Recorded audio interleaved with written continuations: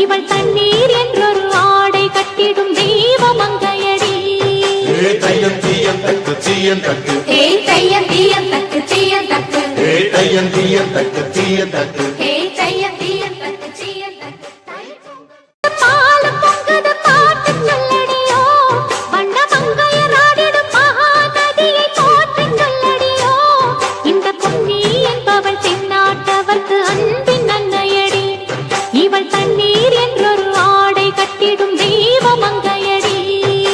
தையன் தீயன் தக்கு தீயன் தக்கு தையன் தீயன் தக்கு தீயன் தக்கு தையன் தீயன் தக்கு தீயன் தக்கு